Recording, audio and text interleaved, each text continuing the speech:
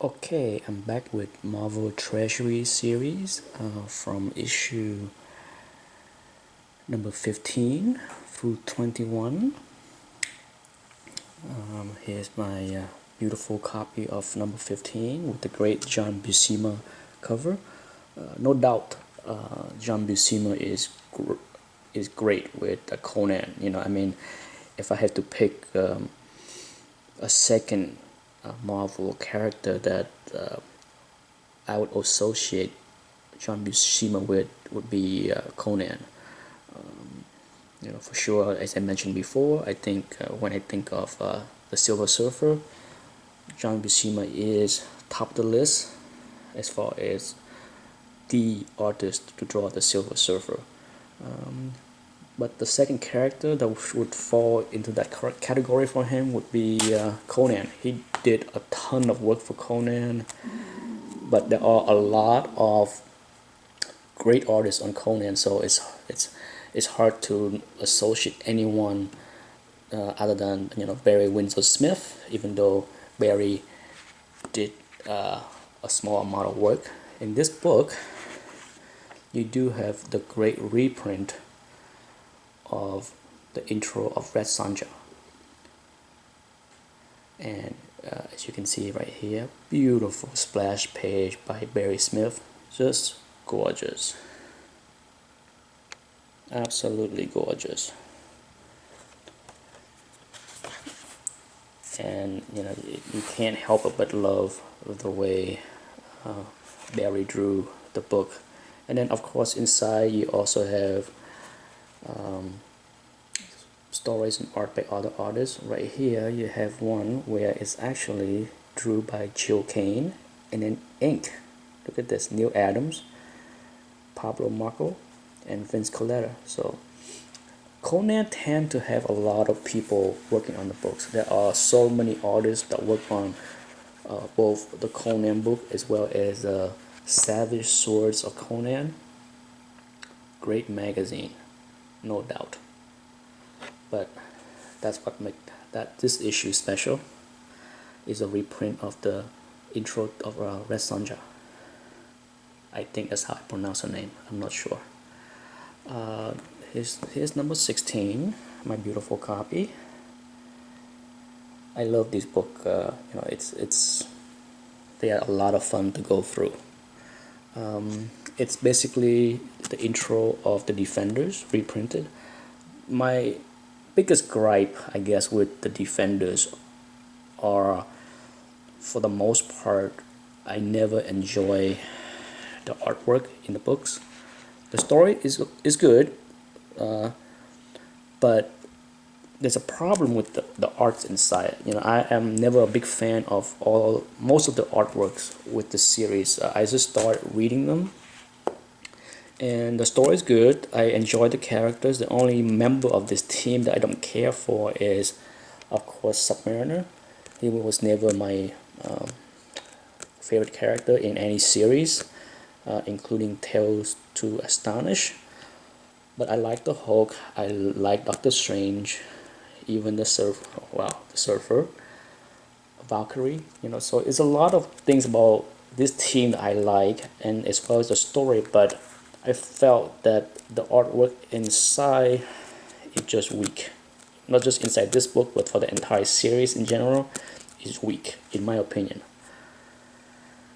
And then you have this issue number 17, a very hard book to find in really high grade condition, because any books, whether it's a comic book or Treasury, whenever you have a dark cover, it's tend to be difficult to find high grades, because anything that have dark cover, any creases will very visible. But this book, number 17, is nothing special about it. I have a lot of reprint of all these wonderful people, as you see inside. It reprinted some of the classic confrontation that the Hulk have, but overall, it's nothing memorable as far as I'm concerned. Number 18 is, I think, super hard to find in high grades. just because it also has a nice black cover. And this book is okay. It has Spider-Man, and the one thing that probably the best part of this book is the first story that was reprinted. It has a great Mobius. It has X-Men cameo, and of course it's done by the great Joe Kane. And as you can see, his famous angle that he used quite often. As I mentioned before in the other video, it is so recognizable to look at Joe Kane's work, because he used the same kind of angles on so many facial look that it's very distinctive. He's if there's any distinctive mark, that's the one. I'm sure I'm not the only one that noticed that. Okay, and let's go to number 19. I like number 19 a lot. This is also have a new great cover by the great John Buscema, as you can see right here. A gorgeous copy. What's neat about this book, actually, is it has a reprint of many John Buscema work, but I think what you might enjoy is there's a 4-page works in here. Let me trying to find it for you.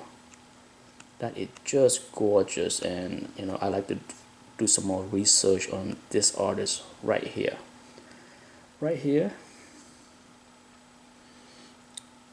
People of the Dark.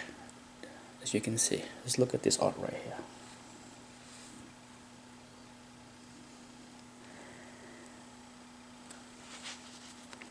The next 2 pages is just stunning. Let's look at this. It reminds me a little bit of Walt Simonson. I'm sure if you're familiar with Walter Simonson art, you will agree that this has a feel of Walt style in it, but it's not him. It is gorgeous. I mean, it reminds me a little bit of a cross between Walt Simonson and Barry Windsor Smith, but it is a gorgeous 2-page spread, as you can see right there.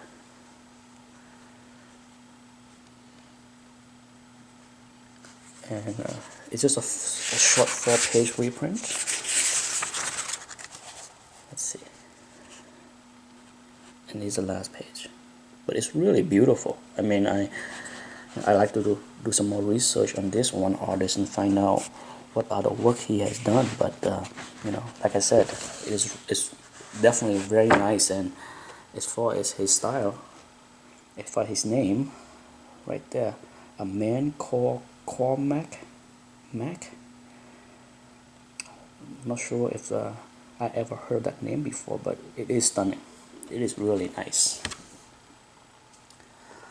Before I go on to number 19, before I go to number 20, I want to jump back real quick on the Defender book. I forgot to mention something.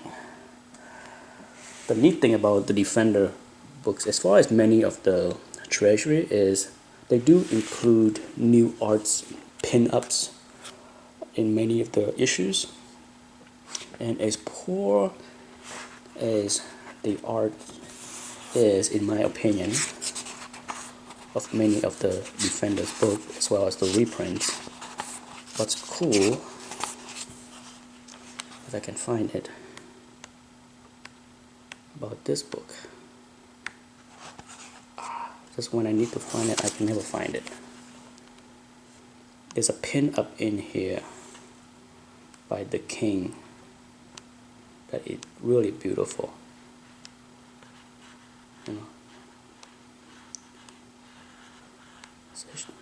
I saw it before when I pulled the book out of the bag, but now that I'm shooting the video, of course, I can't find it. Right here. Finally.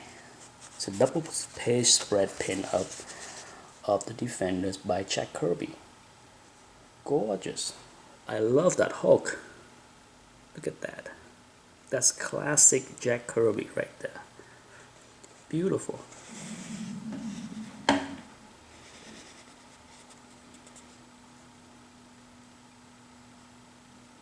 as you can see, it's really nice.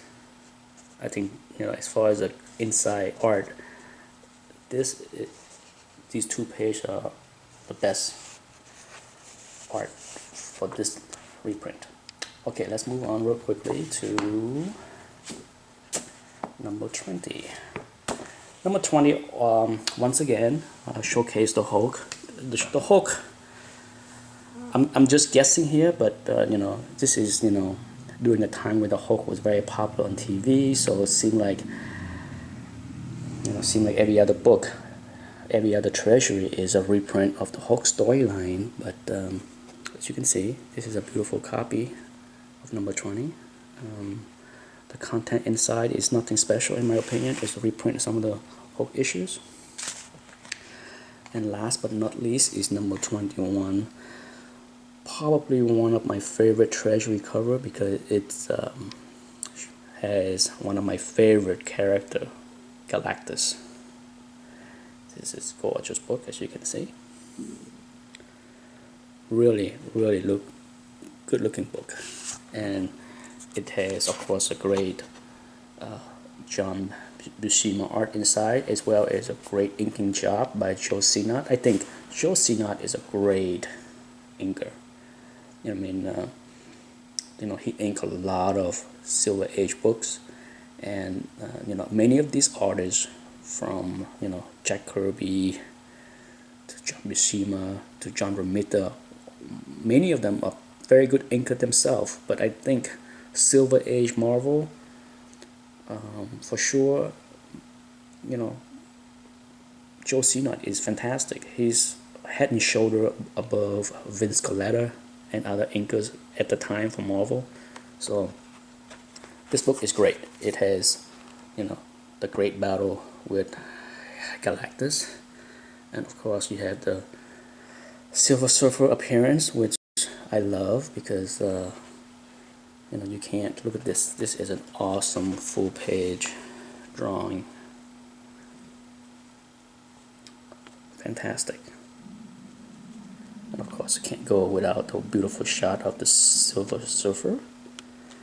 Anyhow, that's it. Hopefully I will finish up the run of 1 through 28 the next time with issue 22 through 28. Thanks for watching.